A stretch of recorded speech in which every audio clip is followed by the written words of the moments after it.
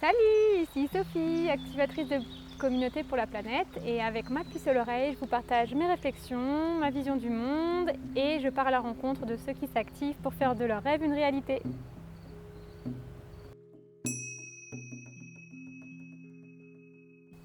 Et aujourd'hui, je vais vous parler de mon potager libre et sauvage, ou mon potager freestyle, en 3 petites capsules vidéo, et pour motiver le plus grand nombre à se lancer dans cette aventure et vous donner quelques clés pour le faire avec légèreté.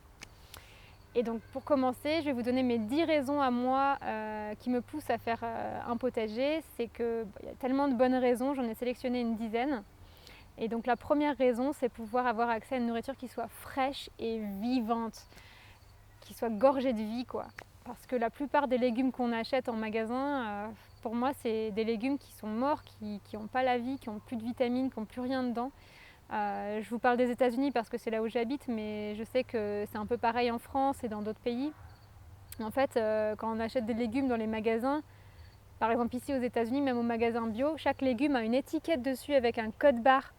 Et donc, quand on passe à la caisse, c'est plus facile de pouvoir encaisser l'achat du légume ou du fruit. Et en fait, ces légumes et ces fruits passent par un processus complètement industrialisé. Et dans ce processus industrialisé, non seulement ils mettent des étiquettes, mais en fait, il y a plein d'autres choses qui se passent.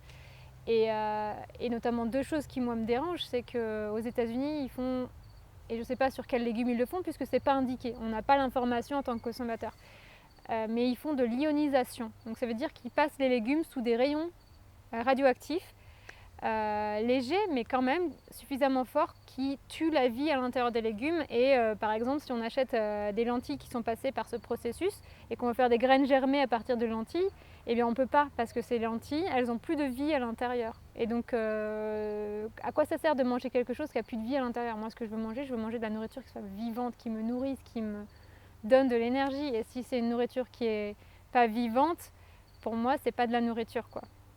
Donc ça, c'est une première chose qui me dérange. Et une deuxième chose qui me dérange dans les produits des magasins, c'est que la plupart des fruits et des légumes, pour qu'ils puissent passer par toutes les étapes de la chaîne de distribution et ne pas pourrir en arrivant dans les magasins, en fait, ils les récoltent plutôt tant qu'ils ne sont pas encore mûrs. Donc les tomates, elles sont vertes et elles mûrissent au cours du parcours jusqu'à l'arrivée dans le magasin.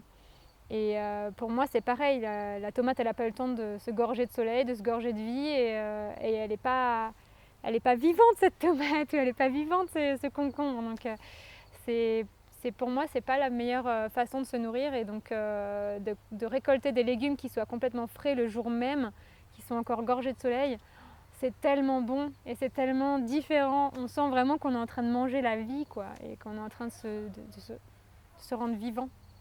Enfin voilà, ça c'est une des premières raisons qui fait que pour moi c'est important de faire un potager pour pouvoir manger de la vraie nourriture vivante. Deuxième raison, c'est pour manger des fruits et des légumes de saison, des produits locaux qui soient plus adaptés à notre climat. Parce que quand on achète quelque chose qui vient de l'autre bout du monde, en fait, je pense que c'est pas adapté à ce dont notre corps a besoin. J'ai l'impression que notre corps, c'est un peu comme une plante qui a besoin d'être alignée avec le climat, l'énergie locale. Et je pense que les plantes autour de nous ont tout ce qu'il faut pour nous nourrir, que la nature est bien faite et qu'on peut trouver tout ce dont on a besoin autour de nous. J'ai un exemple dont je parlerai dans un prochain partage, mais pour moi, c'est clair qu'on peut tout trouver autour de nous. Et donc manger des choses qu'on produit, ça permet justement d'aller trouver les nutriments dont on a besoin dans le sol qui est à côté de chez nous, dans l'environnement qui est à côté de chez nous, etc. Troisième raison, c'est pour voir comment pousse ce que je mange. Et ça, j'ai fait une vidéo, je remets le lien sur ce sujet. C'est la troisième raison pour laquelle je fais un potager.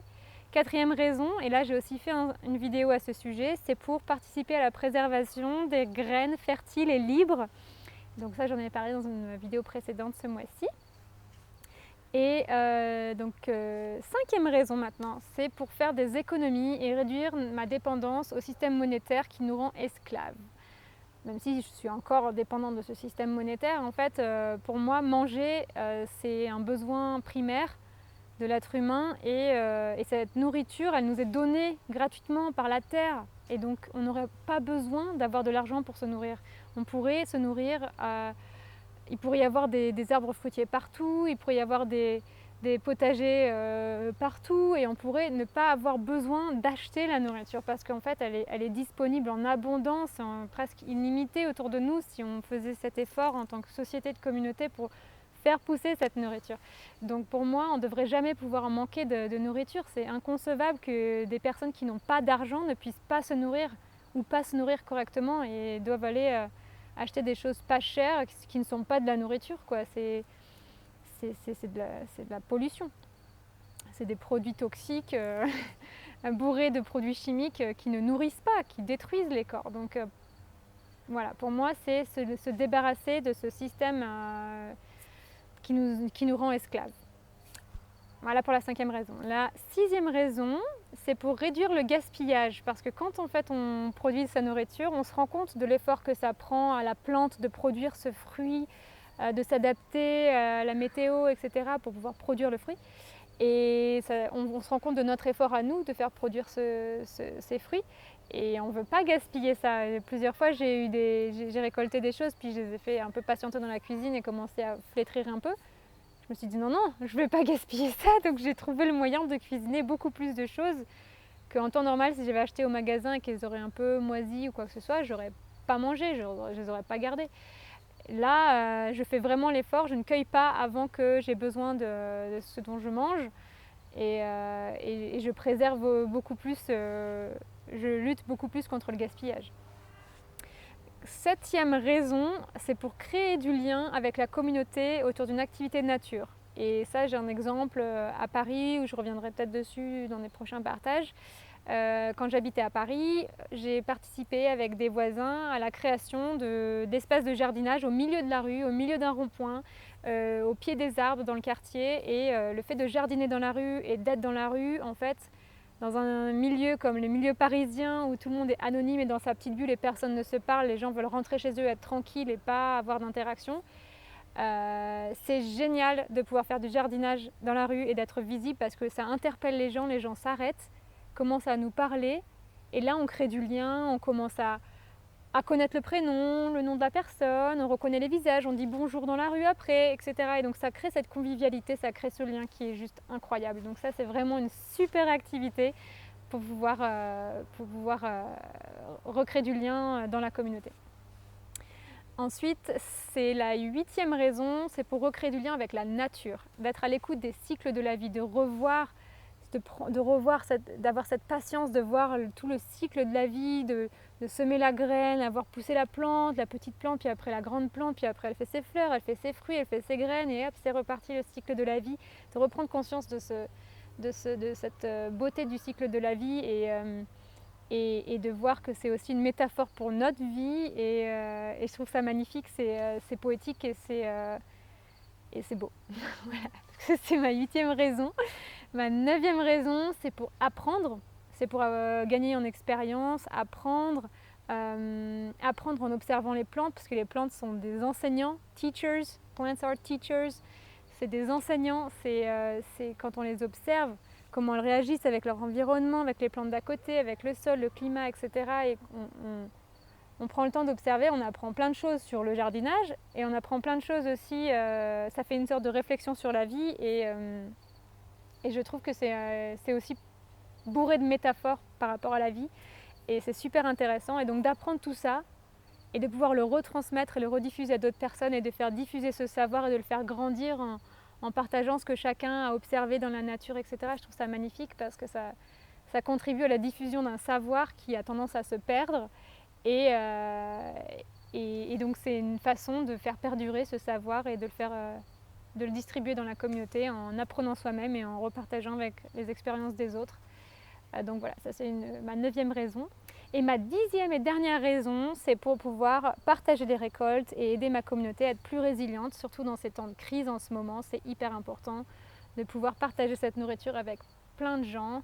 Bon, moi j'ai pas eu grand chose cette année parce que j'étais un peu en freestyle et j'ai pas eu beaucoup de résultats, mais bon, j'ai eu beaucoup de tomates, beaucoup de courgettes. J'ai partagé ça avec tous ceux autour de moi, tout ce que je pouvais, les amis qui passent, ah tiens je te donne une courgette, tiens je te donne ci, tiens je te donne ça, les voisins du dessous, le proprio, les colocs, enfin Du coup, j'adore partager, ça permet de diffuser ce que la terre elle donne gratuitement, et quand on a ce don que la terre nous donne, on a un peu cette responsabilité de faire circuler ce don, circuler ce cadeau, et donc ma 10e raison, c'est pour pouvoir faire circuler les cadeaux de la terre dans ma communauté, pour l'aider à être plus résiliente en situation de crise comme en ce moment.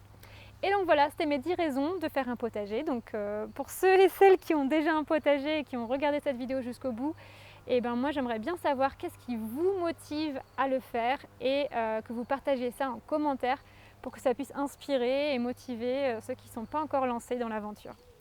Et pensez à vous abonner pour découvrir la suite aussi de mon partage sur ce potager libre et sauvage, et pour recevoir aussi les prochaines infos sur des actions que je propose pour prendre soin de la planète avec votre communauté. À la prochaine, ciao!